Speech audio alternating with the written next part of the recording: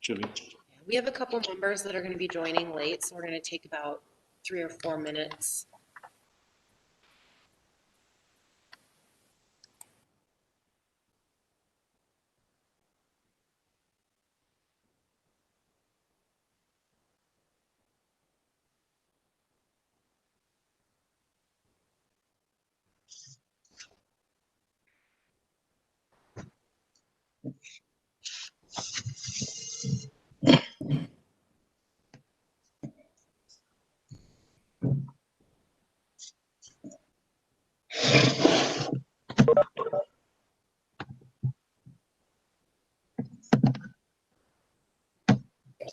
Now that I'm unmuted, we'll call the meeting to order.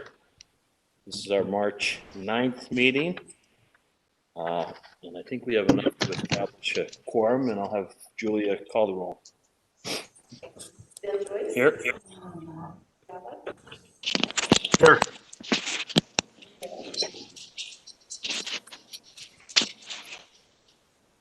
Tom, you're here. Larry, Curran, Yeah, here. and Grace. I'm here, but Julia, I can't hear you. Oh, well, I could hear myself. Sorry about that, Wendy. Is this better? Yeah, I can hear you great now. Thanks. Okay, great. Neil Bolton, Here. Mark Moudry, Matthew Steitzer, Here. Stella Capocha, Ivy Fredrickson, Sean Fredrickson. I'm here, and Ivy is having some internet Here. problems, but I think she got them fixed. There she is. Okay, Showed up. perfect. Josh Bryson, Eileen Joyce, JP Gallagher. Okay, we have a sufficient number for a quorum, so we'll proceed. Everybody had an opportunity to the February 20th meeting minutes. Is there a motion to approve? Move to approve the minutes. Second. Moved by member Kiava and seconded by member Bolton. All in favor? Aye. Opposed? No opposed. The minutes are approved unanimously. We are going to go to the phones. And what do we got to give? This is where we start. Mm-hmm.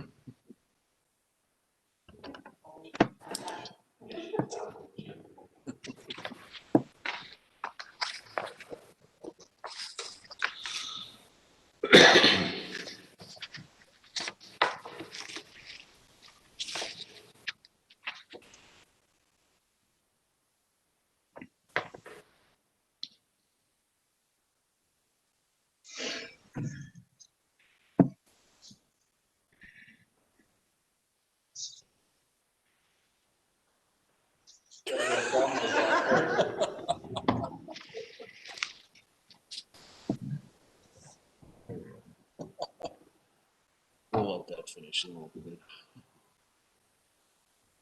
All day, 497. Prizes.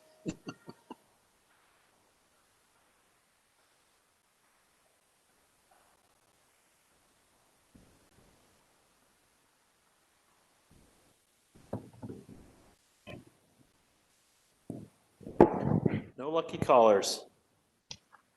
So we'll move right into our new business. I think we're gonna switch things up. I don't think Dan Adams is on the line yet, is he? Ray, that means you're gonna be on board here.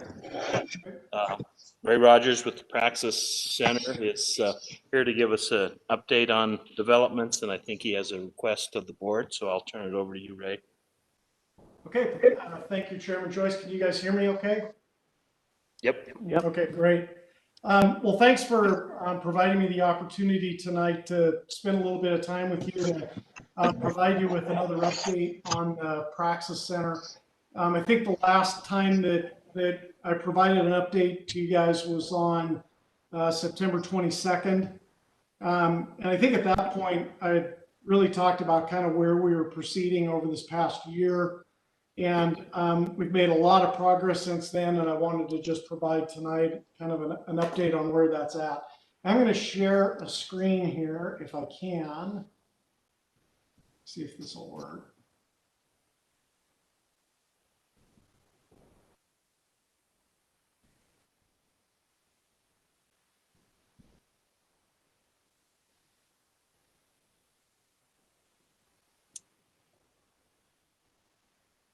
Are you guys still hearing me?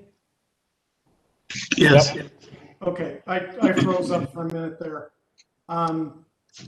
Here it comes. Okay. Okay, so you're seeing the screen? Yeah, with a couple of boxes in it, but yeah.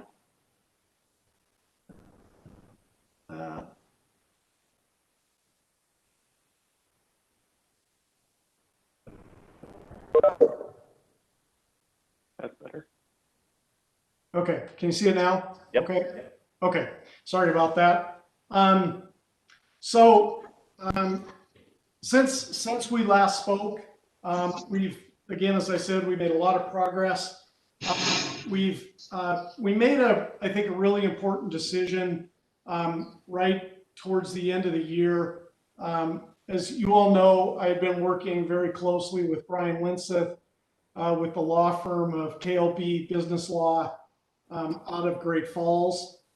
Brian also established a Opportunity Zone Fund called Big Sky Select.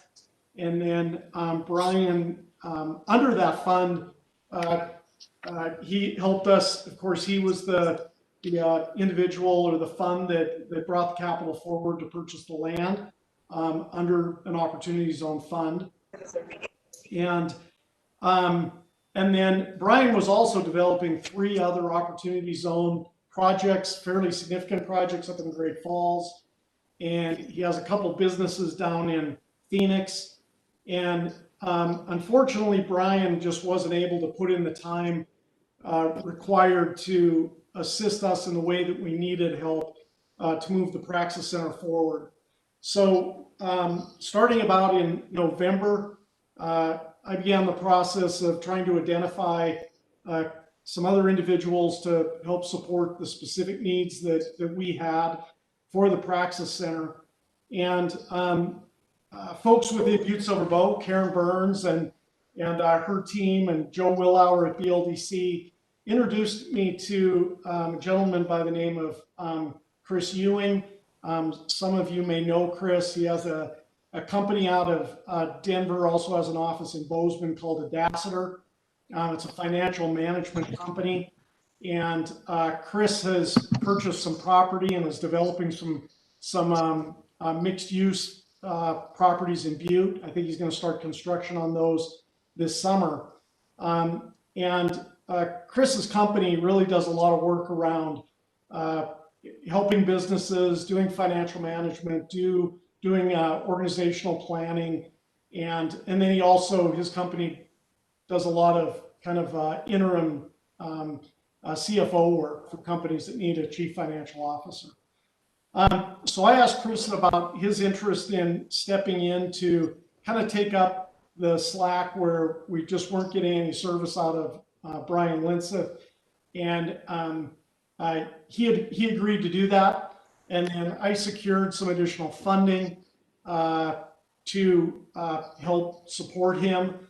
And so I've got Chris Ewing with Adaciter under contract now. to really be the lead for the final push on our equity, new markets tax credits, and bank financing. Chris has some really extensive experience. He was the CFO of a couple major companies, the international company Knauf, which is, they're the parent to big companies like US Gypsum. He was their treasurer and CFO. So he comes in with a tremendous amount of experience and background. He also has a lot of experience with new markets tax credits, which will be a big chunk of our capital stack for this project. So he agreed to come on board. We got him under contract right towards the end of the year, and he's already been to Butte a couple times to meet with myself and other folks from my team. And it's great to have Chris on board, and he's already he's hit the ground running, and he's doing a ton of work behind the scenes right now for us. We also brought on the law firm of Holland and Hart. They're a fairly large law firm, a group of attorneys. We're working with their Denver and Cheyenne offices right now, but they've got a lot of experience in corporate structuring, opportunity zone, tax law, new market tax credit, construction real estate, all of those areas, and they have a really large legal team. So we have them under contract now. We identified some funding to support an initial contract with them as well. So they're on board to prepare all the legal documentation that we're going to need in order to bring qualified investors into the Praxis project. That was all the stuff that I was hoping last year we were going to get out of Brian Linseth and his firm, but it really just didn't materialize. So really pleased that we have these folks not just on board, but under contract to get this work done fairly rapidly for us. We will continue to work with Brian Linseth. We still have a very good relationship with Brian. We can still use his fund, the Big Sky Select Fund, for the Praxis Center. So if we have investors who want to come in, we can still channel that money through his fund. So Brian's committed to this project and will continue to be involved in it. With Chris Ewing's help, we've been involved in a number of discussions with banks, both some national banks as well as some of Montana's community banks. And we've been talking to them about both sides of this deal, the construction financing as well as the new markets tax credit side of this. And we've had some really good discussions with First Montana Bank. We met with them again yesterday, and they definitely want to play a role in the financing of this. They're interested in playing a role in a syndicated construction loan type environment, and they also want to potentially participate in new market tax credits. We've been talking to a number of other banks, including US Bank taking kind of a fairly significant role in the new markets tax credit lead that we have in this project. So all of that work is currently underway right now. Some of the milestones that we have coming up, we want to get our structure finalized and all the legal documents that Holland and Hart are working on for us. We have a timeline established with them to have that all completed by the middle to the end of April. And we believe that's very achievable. They're already working on that. We have a meeting with them next week. As soon as we have all that documentation in place, then we're going to go after the big capital raise that we need to complete our finance stack. And that's around a $3 million raise, which is pretty achievable. In September, October timeframe, I don't know if I reported on this the last time we spoke, but I'd sent out a press release about Praxis to over 70 of the national opportunity zone funds. And we received interest back from 6 of those funds. And so we're currently in discussion with 6 opportunity zone funds nationally. that are interested in participating in Praxis financing. We're also talking to two fairly large equity funds that can bring some investors to the table as well. So they're all just kind of sitting out there waiting for us to get our legal documentation in place, and then we'll go out with the capital raise and request to those funds. So that's all going well. We are negotiating with those banks on the participating in the construction loan, as well as the new markets tax credits. We've also been talking to several community development entities, CDEs. Those are the organizations that get the new market tax credit allocations. And we've been talking to them about the allocation that we're going to need. We have a goal of about a $5 million net investment into Praxis. So that's going to require somewhere around a $20 million new markets tax credit allocation. So we've been talking to MoFi and some other CDEs about participating in that. US Bank is also interested in kind of taking the lead for us on helping to get that allocation in place. So our goal is to have all of our financing secured by the end of the third quarter. As soon as all that financing is in place, we can launch the project, and we'll begin architectural planning immediately. We had a meeting with the architect yesterday, and then we'll hopefully we can start scraping ground and tearing down buildings and getting things ready even this late fall, with construction of the building slated for this time next year. So everything is going very well. I think we've made more progress with Audaciter and Holland and Hart in the last couple months than we did really with Brian's firm over the entire 2020 calendar year. So I'm really pleased with where we're at. I'm encouraged that we're going to quickly get to the finish line. The remaining goal that we have, we think, is very achievable. We have interest in the new markets tax credits. Those allocations probably won't come out for a couple more months, but federal government has allocated $5 billion to the new market tax credit program. So there's plenty of money out there to, or $5 billion, excuse me, into the new markets tax credit program. So things are going really well. I'm excited where we're at. The reason I'm coming before you tonight is that I submitted a letter to your chairman and to the board requesting a 12-month extension to the agreement that we currently have, where the SARTA board has provided a guarantee, if you will, on the money that was invested by Big Sky Select.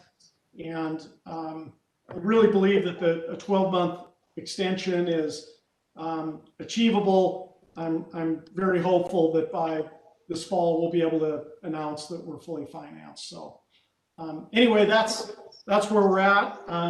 I respectfully request the extension, and hope you understand the circumstances that we've had over this past year. And but I'm encouraged that the project is on track. So with that, I'd be glad to respond to any questions. Are there any questions from the members? I have one. This is Wendy Grace. Go ahead, Wendy. Hi, I was just wondering if I could direct it to Neil, Chairman. Neil, is there any downside to us extending this for another 12 months in terms of monetary, our investment? I don't believe so, Wendy. I mean, I would be in favor of extending this for an additional year, especially given all the considerations that's happened with COVID. It hasn't been an easy year for anybody, including you. It sounds to me like they have their ducks in the row, and they're working towards the goal of new market tax credits the opportunity zone, that's all, pretty sophisticated financing, but I think given the year that we've had, I don't see what harm there is to SARTA. The only question I would have is I'm assuming that, taxes are paid, Ray, and, as far as property taxes go and whatnot, but other than that, I would be in favor of extending this for an additional year. Have the property taxes been paid, Ray? Yes, they have, and we have a fund set aside to pay property taxes for 2021 as well. So they're all paid up. I don't know if that answers your question, Wendy, but that's my thought process on it. The Sounds only good. That's all I was after. Thank you. The only risk I could see is that if we extended it and the value of the property went down, which given the current environs, I think is a fairly small chance. And it seems to me if we didn't agree to extend it, then we would really put Ray in quite a spot here. We'd have to get Holland and Hart and everybody else involved. So as I understand it, Mr. Rogers, then you just want to amend the current agreement to reflect a date for the exercise of the option to May 2022? That's correct, Mr. Chairman. A year from whatever date might be on the contract. I don't have it in front of me, but May 1. Yeah, that would be correct. Is there a motion? Mr. Chairman, Yes.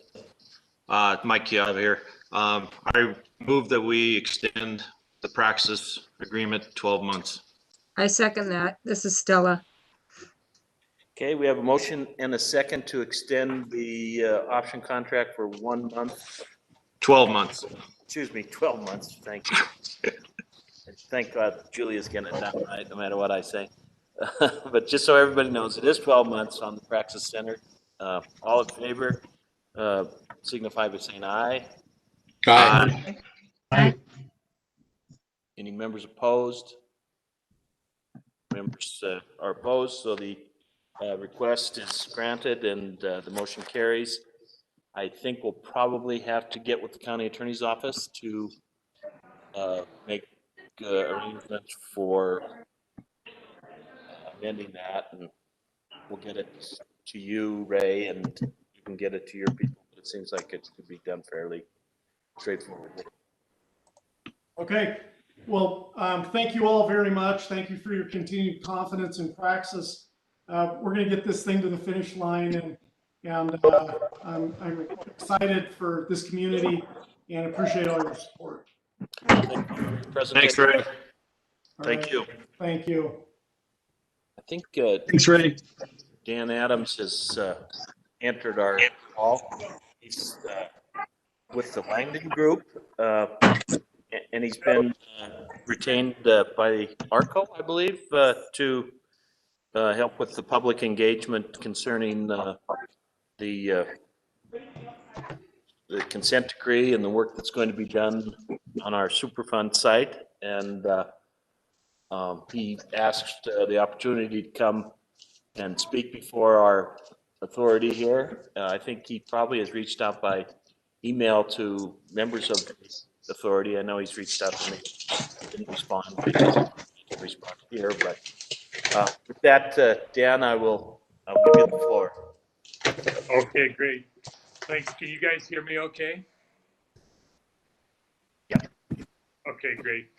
I'm so really nice to meet everybody, and I'm here with in Butte Sunday through Wednesday with two other colleagues, Brian Keekley and Elizabeth Spalding, and probably some of you have heard from them. The three of us are here in the community doing a bunch of interviews with folks to find out about how communications have been going in the past and where we're at today, and get people's thoughts and ideas about how we can do great community engagement going forward.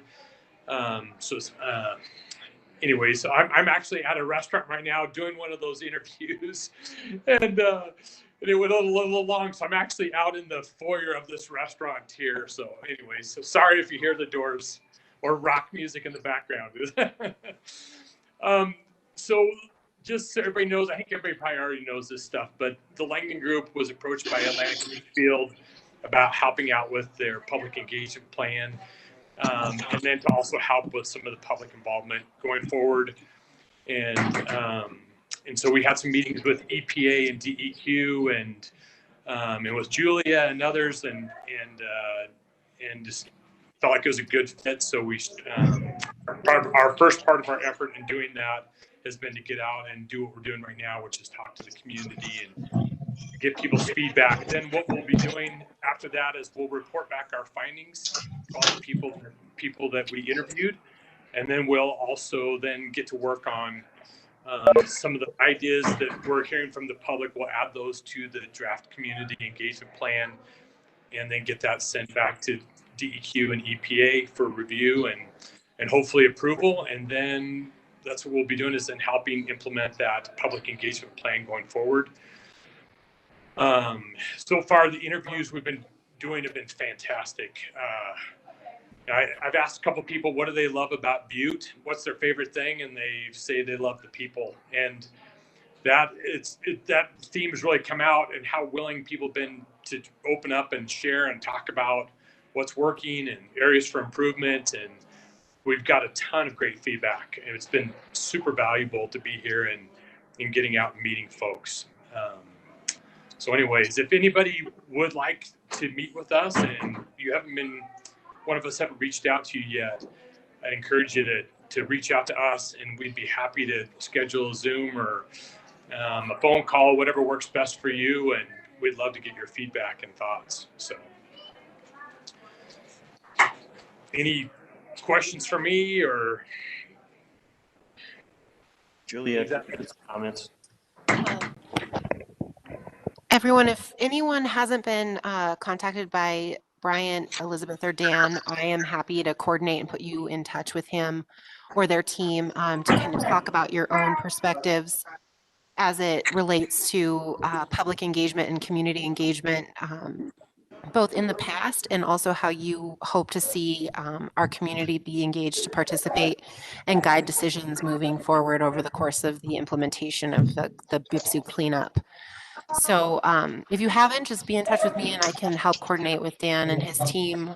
They've been awesome to work with Thanks, so man. far. So I have a lot of optimism about the entirety of this process and the community shaping what happens moving forward. And that includes you as the Superfund Advisory Board.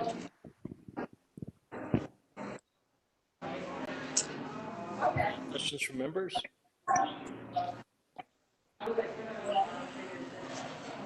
I guess we'll let you get back to your interview, Dan. I appreciate you making the effort to visit with us. And like Julia said, we are a Superfund Advisory Board. In addition to managing the monies that were allocated as part of the allocation agreement, we also are community members outreach to the community to provide assistance to the council and to the chief executive of Superfund issues. So we're kind of have a diverse background, but we all have at least this board as a touchstone. And as members of this board, we have probably more information about the Superfund issues than the average person. I don't know if it's good or bad, but so. And I'm sure, knowing all these people on the board, they'd be happy to provide you whatever input they think is important.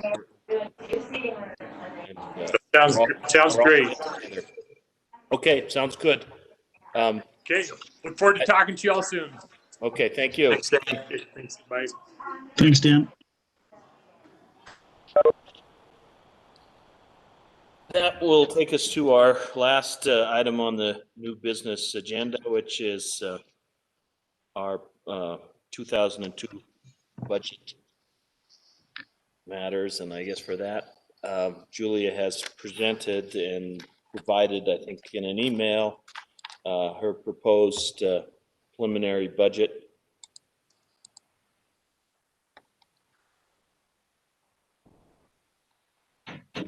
She's sharing that with everybody here. Julia? So, Bill, would you like me to walk through and do updates on these projects or pose any of the questions that I might have that might be helpful? Why don't you do a brief overview and then I think we'll open it up. Okay. So I want to start with program one here, which is the development of mine waste source areas. This is the area where we have a considerable amount of funding set aside for, at your discretion and the guidance of staff, to help facilitate development in our community, particularly in the mining district where mine waste may remain. I have two questions that I'd like to pose to the board this evening, and the first of which is I have my colleague Eric Hassler on the line. As many of you know, after John's retirement recently, the Superfund division was reorganized, and we are now the Department of Reclamation and Environmental Services. And Eric joined as, well, he didn't join, he's been acting as the director of our department. And he and I had had some conversations very recently about Program One and the support that our department provides to entities in the community who are typically excavating wastes and disposing of those wastes at the mine waste repository. And then in certain instances are receiving clean fill dirt or clean topsoil from the Butte-Silver Bow coffers. Those, and by coffers, I mean our stockpile of EPA approved source fill and topsoil, which have a pretty rigorous specification. And we were hoping that it would be possible to set aside a portion of the $50,000 2021, 2022 funding to purchase dirt to have on hand to provide to members of the public who may need that dirt. The advantages of doing so would be acquiring this dirt that meets specification with the larger purchase of specification dirt when we make those purchases for our programmatic operations and maintenance. Eric, would you like to add anything there? Eric? I think you covered her pretty well. All right. The second question I had for the board to consider is we have had the Sullivan Physical Therapy Development Project on our docket for $10,000 since the initial year that we issued grants. And I have not heard from this particular person. I wondered if we should continue to keep it as a designated line item allocation or if we should just lump it into the greater authority for new development, making that line item $60,000 rather than $50,000, and then having her come and propose her project to us if it should come available. Those are just a couple of thoughts that I've had. We don't need to decide anything this evening. This is just a preliminary discussion. And then again, we have our mining neighborhoods redevelopment funds, which are set aside for those housing projects that are being completed in mining neighborhoods, the most recent of which is the Iron Street project that National Affordable Housing Network had posed and proposed in our last round of grant funding. And this would subsidize their development at a point in the future when they have proceeded beyond design and may need some utility assistance or other elements of the project. So for program one, we're proposing a budget of $75,000 for mining neighborhoods redevelopment. And then I propose a $60,000 line item for just new development support for a total of $135,000. So that would be the proposal for program one. Let me ask you this, Julia. Do we have any requests where we think we're going to have to expend funds from program one in the upcoming fiscal year? Bill, Chairman Joyce, I don't have any projects that I'm anticipating coming about other than possibly mining neighborhoods redevelopment projects that may come up on the Butte Hill. I don't know that Shelley Sullivan will be proceeding with her project in the next calendar year. I would have to probably work with John Sesso to get in contact with her. Eric, if you don't mind, would you kind of share examples of when we use dirt to sort of support the public's excavation efforts? Just to give the board a couple of examples of when those opportunities come up. Sure. Well, members of the board, this is Eric. And this falls underneath our dirt moving excavation protocols, our ordinance within Butte-Silver. And we have seen an uptick in permits regarding excavation throughout the community. And Julia explained it rather well that we will go out and we'll sample the materials. And if we are directing them to dispose of it at the repository, we also want the ability to ensure that they're putting clean materials back in. And as you all could probably understand, is clean materials are somewhat hard to come by in our locale, especially those that meet EPA specifications. So we just have seen an uptick here as of late where we've been able to kind of provide it in small quantities for a few projects here and there. It's becoming more of a draw, if you will, on those resources. And we'd just like the ability to have some stockpiled so it's a seamless procedure with anybody that has put in an excavation and dirt moving permit that may need access to additional materials to finalize their projects. And Eric, just to add, I want to let the board know that the excavation and dirt moving permits are monitored and tracked by our department, and any use of this soil would be inventoried and reported back to the board to make sure that you know that it's being used for that intent and purpose. Absolutely. Julia and Eric, this is Neil. I just have a really quick question. You know, with the limited supply that's out there, and I don't know the difference in cost, but does compost fit the mold for EPA protocols? Or, I mean, I know we have the repository out there at the landfill, and it was just something I was thinking about. Does that fit the world or not? Or is it too expensive? It can be used. Eric, go ahead. Member Bolton, it can be utilized as an amendment, but it typically has a low pH that does not fit the specifications provided by EPA. But we can utilize it to expand the resource, if you will, like to mix and make more volume out of the other material that would be purchased. We do that with fill material and topsoil as well, just to kind of stay within the specifications, but provide more volume with materials that are at a much lower cost. Thank you. So as it relates to our questions about budget authority, that you're basically asking for 135,000 in budget authority, and that could be used potentially for the mining city neighborhood redevelopment and to purchase some soil. And you think that that's plenty of budget authority to meet those goals? I do for this fiscal year, and I think we would propose spending up to $25,000 for clean soil to have on hand. I don't anticipate that that would even be used within one calendar year or one fiscal year, but we would have it on at the lower cost or whatever, because the costs are increasing. But we would retain $25,000 as well to provide excavation support should someone need support to haul excavated waste to the mine waste repository as well. So I think the $135,000 proposal is a conservative request for budget authority in this particular category, and we can use if we do spend it, we can use that to guide future budget authority for other years. Okay, I think the way we'll probably proceed on this is we'll just let Julia go through the whole thing, and hopefully we can agree on a budget amount for the whole thing instead of having votes on each separate program. That's good. You think we They will be will able to do not that? miscount. Okay,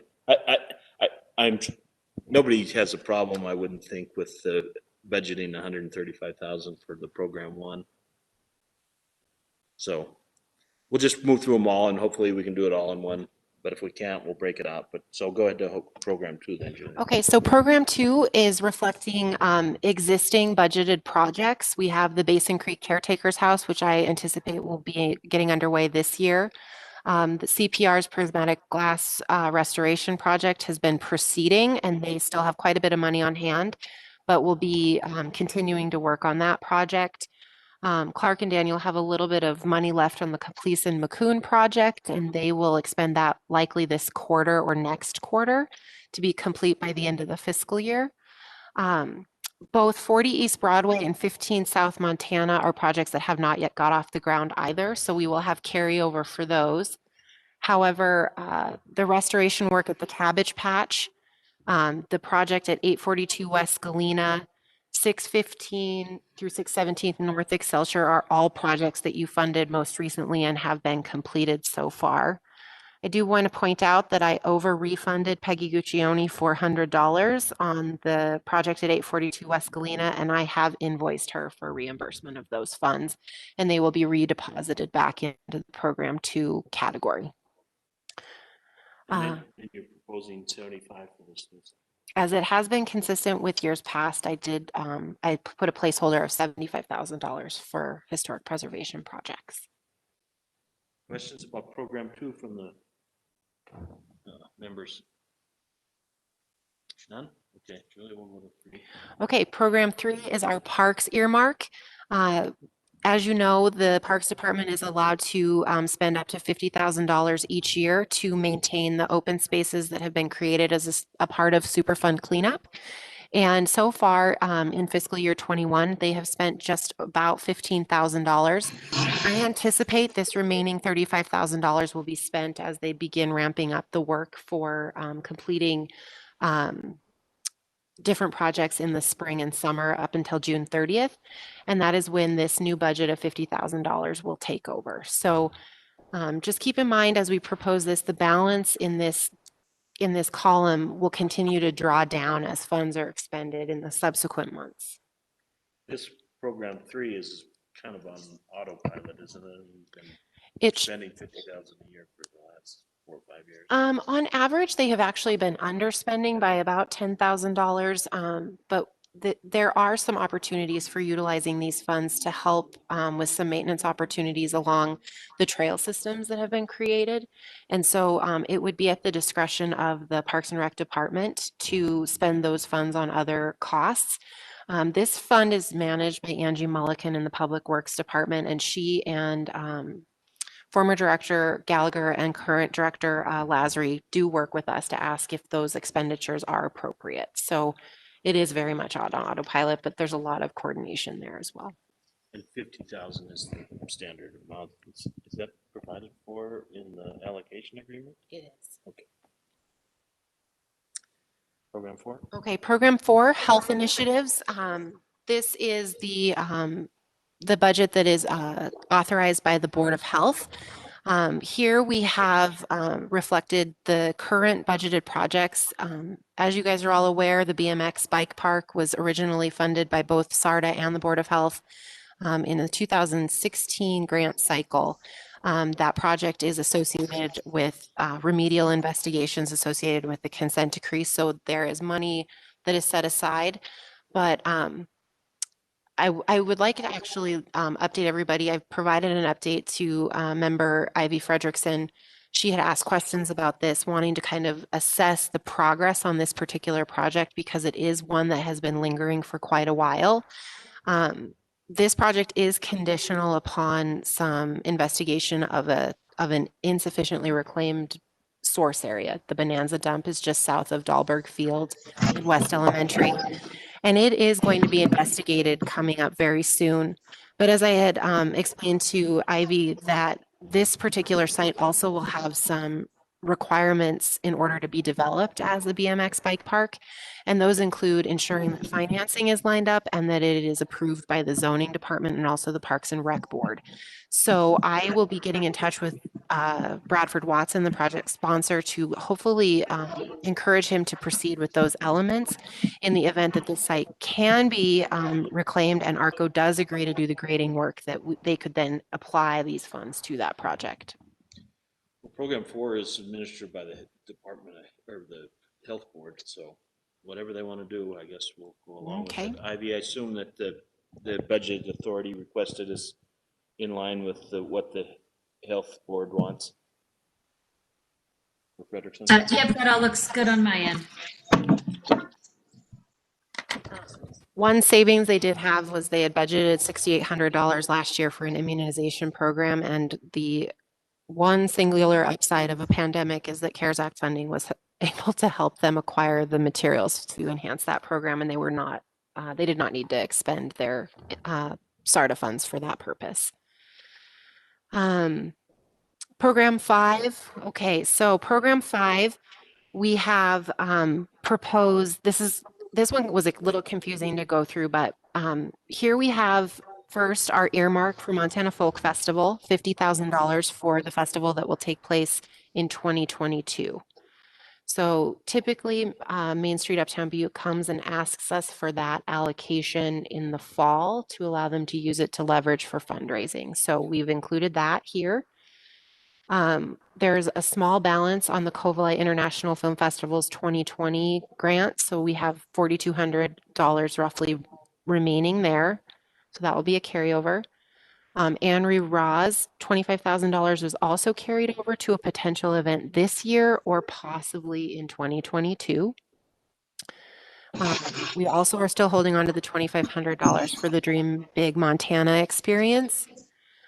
Ray Lynn Brandel with CFWEP will be holding a Cubs event this spring, so the 2020 award will be applied to this spring's event. So that was $5,000.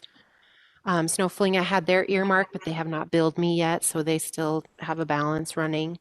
The Butte America Foundation's Verdigris project is completed, so we will cease to carry that forward. And then we have Rhythm and Brews, Music on Main, the World Museum of Mining's mining competition, the Montana Renewable Energy Fair, and the Butte TPO concert series. They're all still budgeted for. And then I have added $75,000 for there's an error in mine, but it would be fiscal year 2021 to 2022 grant program budget for a total budget request and authority of $237,873.40. So where would the 75,000 new budget authority be spent? Aren't most of these operating on last year's? Yes, but we may choose to do another fund and do another event call in 2022 and for 2022 events, and we would need the authority within this budget to make those awards. So for example, that funding authority would be used to fund a 2022 Snowflinga or a 2022 event that didn't apply for funds because of the pandemic being in place. So it would provide authority to have a festival grant process. And it would provide authority to grant funds for anything that would happen before June of 2022. That is correct. That is correct. But we do, because we have already budgeted for previous years that haven't been spent, we have a pretty good cushion there. Absolutely. Yeah, Okay. because most of these funds or these projects would be coming to ask for funding, but they already have it on hand. Yeah. Yeah. Program 7. Chairman Joyce, I have a question for Yes. Julia. Yes. Who is that? That's Matt Steitzer. Yes, Member Steitzer. Julia, on the Covalite 2020 International Film Festival, being they spent money for their 2020 film festival, will they continue to draw on that remaining $4,000? They have completed the virtual festival components. Matt, what I anticipate having happen is a final report coming in requesting the balance, and we will expend that prior to June 30th of this year. I see. Okay, thank you. Mm-hmm. Chairman, I have a question as well. This is Wendy. Go ahead, Member Reyes. Julia, do we know yet whether the folk festival will go forward? And if not, will those funds just carry forward as you were outlining?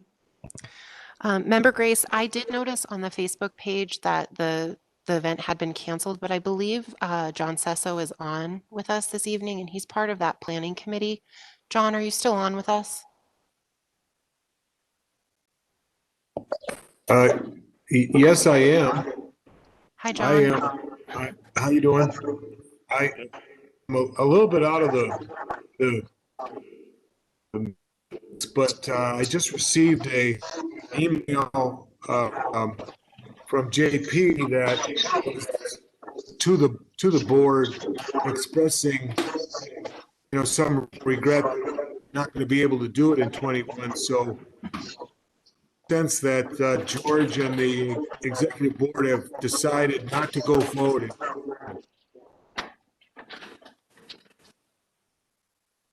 Was that the question? Yeah, Yep. Okay. And wasn't the answer we wanted.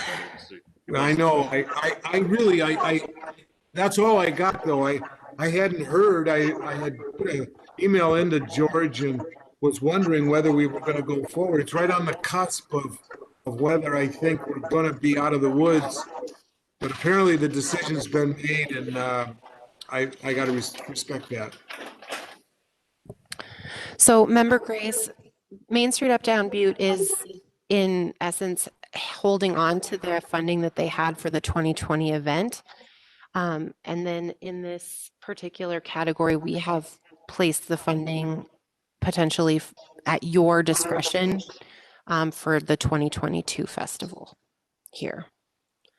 So it would be on hand for them to possibly ask for your approval to utilize that funding for the 2022 festival. Understanding it right, they could potentially ask for $100,000 for next year total. we'd have budget authority for them to do that. We have never given them 100,000 before, but I guess we would have the authority, we would have the ability to draw on a budget to give them 100,000, but Yeah, we would have to, if they were to request $100,000, we would actually have to budget $100,000. We are only budgeting $50,000 with the understanding that this $50,000 would have originally gone to the 2021 festival, not to the 2022 festival. So they would not be getting 2 years of funding. But you'd have budget authority. There'd be If enough you money in wanted. the budget to do it, is what I was. Yes, that's true. Absolutely.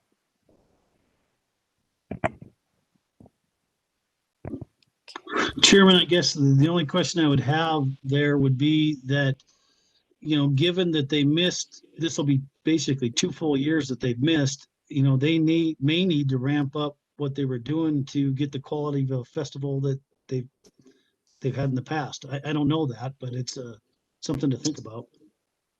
Yeah, and I think that we have the budget authority to take care of that contingency was the point I was making, and I think was the point that Member Grace was making also. So we're all on the same page. That's the way I look at it. Okay, moving on to program 7. Really, this is just an inventory of existing projects, the BMX park, the parklet, and the Lighten Up project that you just recently extended and the mural program, you just recently extended the terms on those. The interior upgrades at the Jacobs House, the Carpenters Union Hall, Big Brothers Big Sisters project, the Motherlode Theater and Lighting project, and street features projects are all completed at this point in time. The Clark Chateau is awaiting a new door, and then they will be expending their final amounts of money. The trailhead at Big Butte has been constructed. You should all check that out. It's quite gorgeous. And then really these are all projects that just haven't gotten off the ground due to the pandemic or have not drawn on their grants yet. We have budgeted here for the Praxis Center draw potentially $730,000, which was the award. We have that budgeted here, and then also a grant program budget for this coming fiscal year for $200,000. I think that's the main thing that we probably should discuss is, do we want to up that to maybe 300,000? I think we should. I'd be happy, they're interested to hear what the members think. It's been 2 years since we've had I mean, it will be 2 years since we had a grant cycle. We showed that we were pretty economically viable. I mean, our fund is doing well. We kept it within our goal of just spending the interest. Chairman Joyce, I would agree, and I think the committee really needs to think hard about this, given the economic conditions that have happened in Butte due to COVID, and we haven't had a grant cycle for a while. You know, that fund, our funds are not our funds, but the community's funds have done extremely well because of what has happened from an interest rate standpoint, and you know, I think there's just going to be a lot of need out there. And I know you said 300, but maybe it needs to be more than that. But I think it's something that the committee needs to stew on and contemplate. This is usually where Tom jumps in. I don't know. I mean, we don't have to spend it, but we need to have it in the bank, so to speak.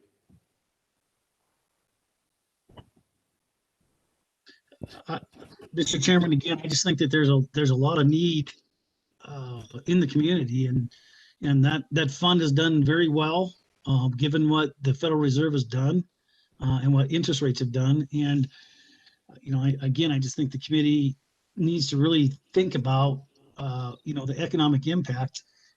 I'll tell you what we can do. I'll tell you what. I'll propose this: that we increase the grant budget in Program 7 to 300, and then we put another $50,000 into our Program 8. 50. That'd give us an additional $350,000 in budget authority for this upcoming grant cycle. Hi, this is Ivy Boy. Somebody went crazy about that, huh?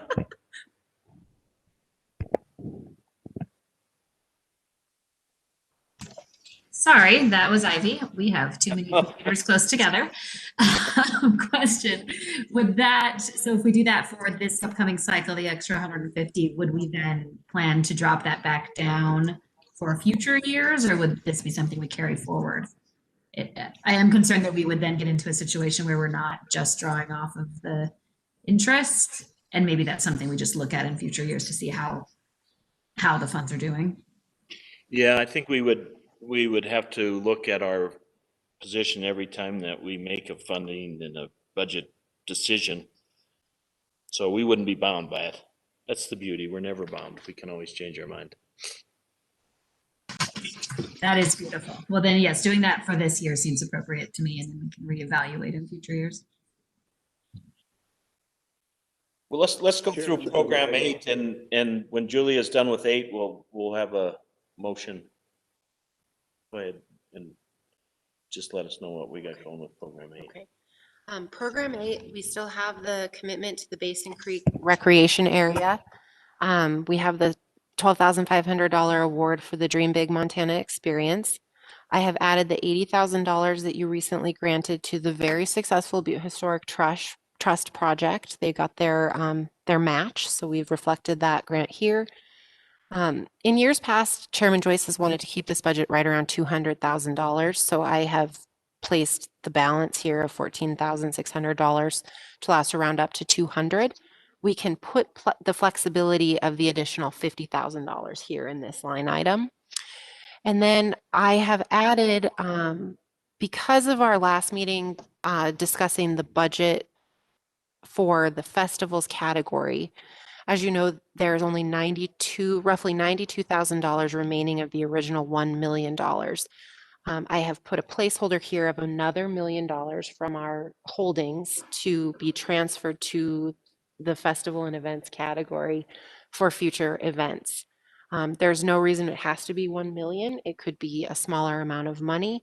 You would perhaps have to refund that more sooner rather than later in the future, but this is also one of those elements that is up for discussion in order to make sure that the festival category has adequate resources to cover commitments and also the budget authority that is currently associated with that fund.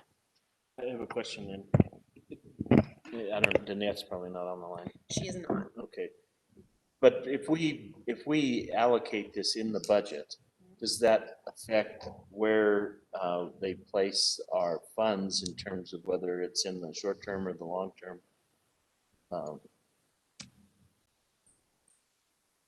Investment pool, do you know? I would not know the status of where those funds would lie. However, I don't anticipate that we would be spending $1 million within the next year. So my assumption would be that the $1 million would remain in our large long-term investment fund, but you would have reprogrammed $1 million to that particular program category. This would not be an allocation for $1 million of authority in the next fiscal year. It would be $1 million of authority to transfer or to reflect within our budget that we are reprogramming that fund to have $1 million, $1,092,000 for use over the next 10 years, for example. Have we exhausted all of the festival funds? We will have expended all of those funds if all of the current commitments make their call. Even considering that they have extra funds from the 2020? Yes. Because the initial budget expenditure planned for $50,000 a year for other festivals, but we have budgeted $75,000, so the drawdown on that has been at a faster pace than was originally planned for. So we only have $92,000 remaining. And if you look at this amount right here, we have $162,000 in commitments currently. Am I saying this clear? I want to check this with Neil to make sure. Why me, Julie? Why are you picking on me? Chairman Joyce and Julia, I guess my question is, I don't have the data in front of me, and how much is remaining for the folk festival per the allocation agreement that basically granted them the $50,000 a year? I would have to look at the number of expenditures we've made toward the festivals. I believe we may be, John, can you help me here? Are we in the 10th year now? When was the initial $50,000 payment made? Do you know? I believe it was 2013. So 2013, 14, 15, 16, 17, 18, 19. And so it's 7 of them have occurred. And so 7 times 50, 350 of the 500,000, Neil. So Julia, then in reference to that, at one point in time, I believe EK was also a guaranteed allocation and Henri Ra was not. But then we've, obviously there's been more requests since the SARTA board has been up and running. And just my thoughts here is, instead of program 8, if you feel we're comfortable with where we're at going into the 2021-2022 season, would the committee be better off than to not view it as program 8, but basically funding program 5 to whatever level the committee would choose, knowing full well that, what we've done for the folk festival and the other events, may change depending upon the allocation amount that was basically refunded to program 5, knowing that in 2 years or 3 years, for example, the folk festival is not guaranteed the 50 grand. They obviously can make that request, but just a thought for the committee. Well, and I guess I'm confused here because I thought we were talking about making budget decisions. We're talking about what we're going to spend during this upcoming fiscal year. We're not going to spend $1 million on festivals in the upcoming fiscal year, so we don't have to budget $1 million. We don't. Because we have all kinds of money in Program 7 that we're not going to spend in fiscal year 21, 22. So I'm just questioning, Julia, is this really a budgeting question? I think everybody agrees that we're probably going to have to move around the allocation amongst the groups, which is basically an accounting situation. Yes. So but that's not a budgeting issue, is it? I think that Budget Director Gleason, there are two things, you're correct, there are two things that are happening here. We are budgeting for our fiscal year 2022 budget, but we have drawn down the original $1 million that was placed in Program 5. We only have $96,000 of the original $1 million left at this point in time. Okay. And so because we only have $96,000 available from that fund, we have to have adequate fund, we have to have enough money in the festivals category in order to cover all of the commitments from that. And so essentially all of the money that... Well, technically, we just have to have we have to have enough money in all of the programs to cover what we're going to spend in the fiscal year that we're budgeting for. That which is, we do, right? That is correct, but I think that the budget office needs a formal motion by this board to allocate funding to Program 5, from which we can budget authority in subsequent years. Okay. So basically, we need to move money from that has never been budgeted before. It's the money that we hold in our investments to a budget category. That's what raised my concern. Oh, That's, okay. I don't want to take $1 million out of the long-term investment. When No. really all we're trying to do here is make sure that we have sufficient money going forward from the festival. In Program 5. And I think we should handle that on a separate. Okay, we can do that at the next meeting. We can have that as a action item. Because I think we're going to need to discuss as a board whether or not the festival program was a specific earmarked program that required, under the terms of the allocation agreement, that certain monies be spent. Those monies are going to be spent. That's correct. That means that we're not bound by the allocation agreement going forward, that we have to spend money on the festivals. Now, I think everybody wants to spend money on the festivals, and I'm sure that after we have a discussion that people will agree to spend money on the festivals, but we don't necessarily have to do handicap $1 us million. like that. And we don't have to do $1 billion. We just have to be able to cover what we anticipate that we're going to spend during this upcoming fiscal year, which I think we have already done, haven't we? Not in that particular category. So what we will need to do is if we have obligations that total $162,873, then we need to subtract $96,196.33. We definitely need to budget enough money or we need to approve a transfer from the undesignated or Program 7, all of the balance of our funds, into Program 5 to cover the $66,677 that we don't have in that program category at this point in time to cover our commitments. And it has to be by fund. It cannot be the total. Chairman Joyce? Yes. I told Danette not to come, and I'm like, dang it, I really wish she was here.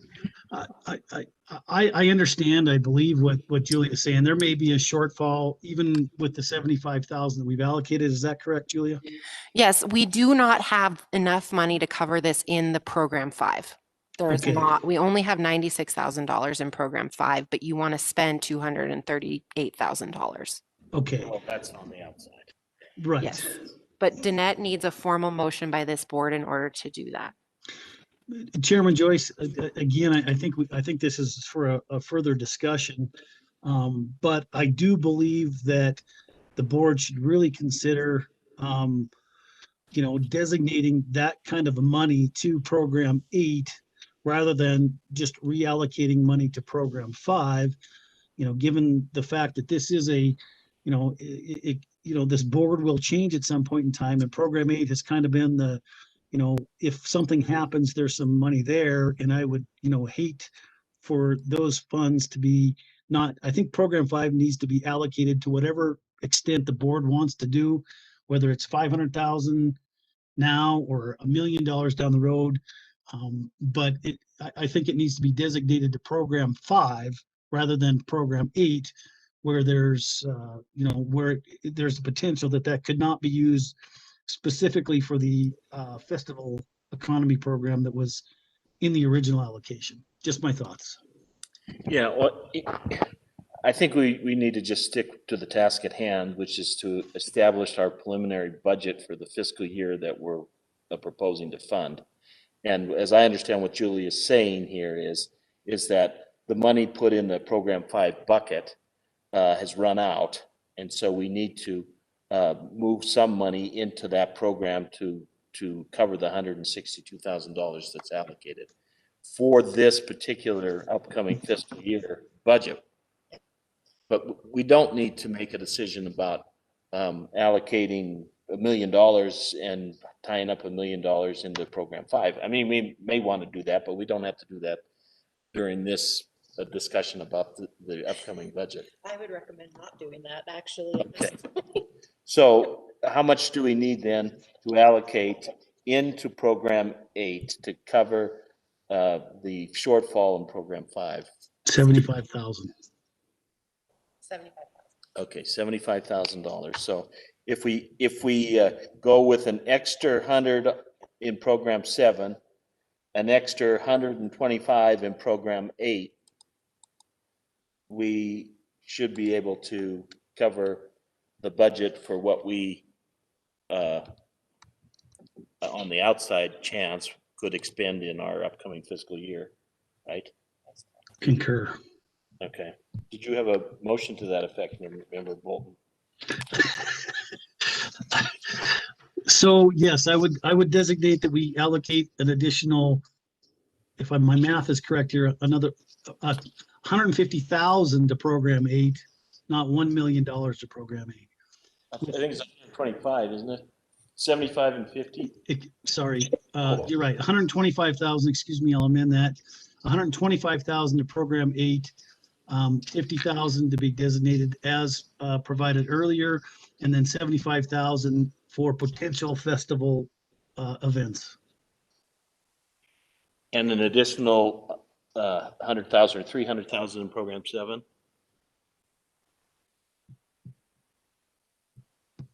Right? I think it's got to come from program 7. Yes, that total amount. I think we had discussed it for our upcoming program, our upcoming cycle for grants. We were going to up that from 2 to 3. That's part of your motion, right? Yes. Yes.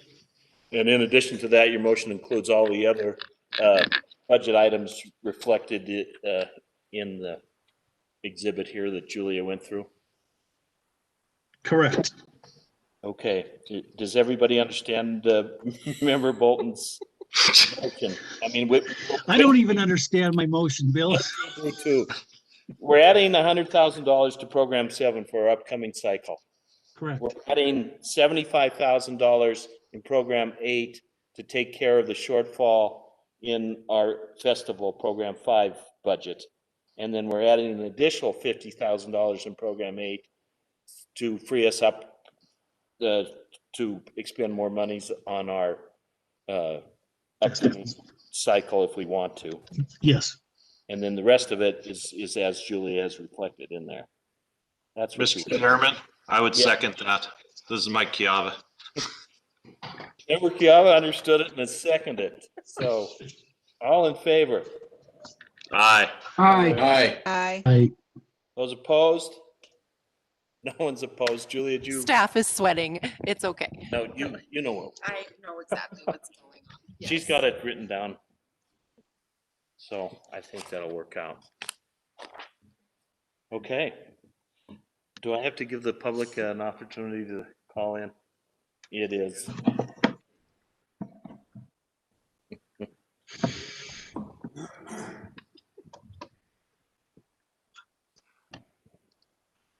Do you want me to do the?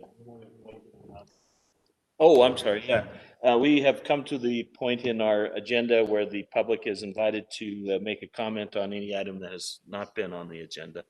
You may call at 406-497-5009.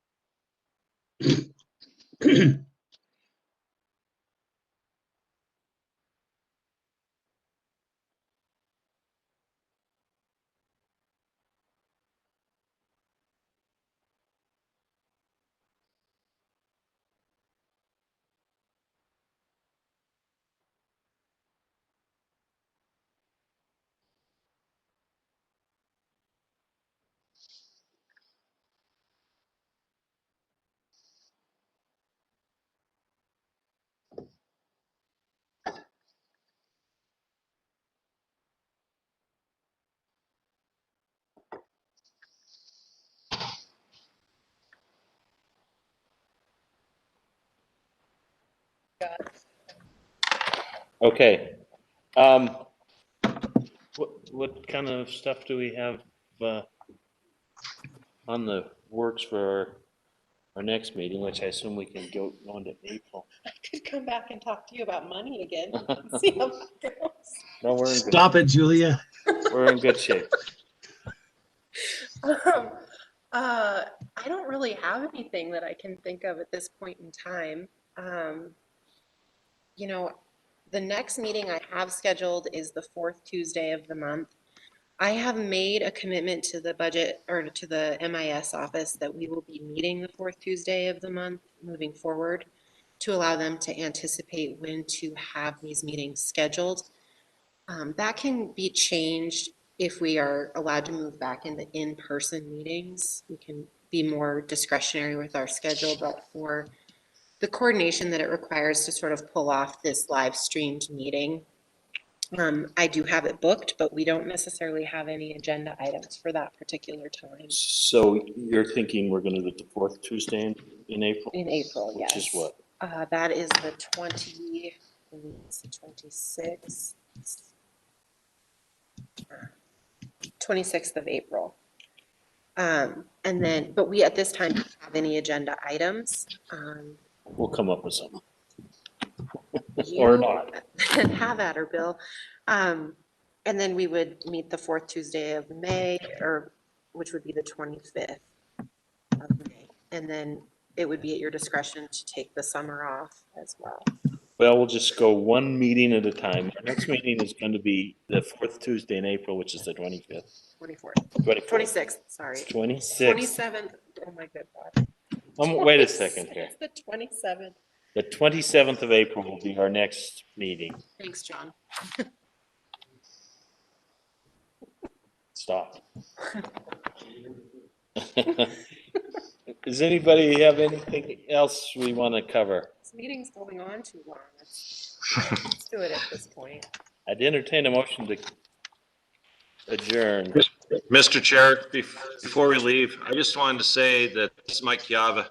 And I just wanted to say I sat down with Dan Adams for about an hour today and I thoroughly enjoyed my talk with him. And I encourage anybody else to sit down with him. And on that note, I move to adjourn. Is there a second? Second. All in favor? Aye. Aye. No one's opposed, I'm sure. We're adjourned. Thank you. Thanks. Good night.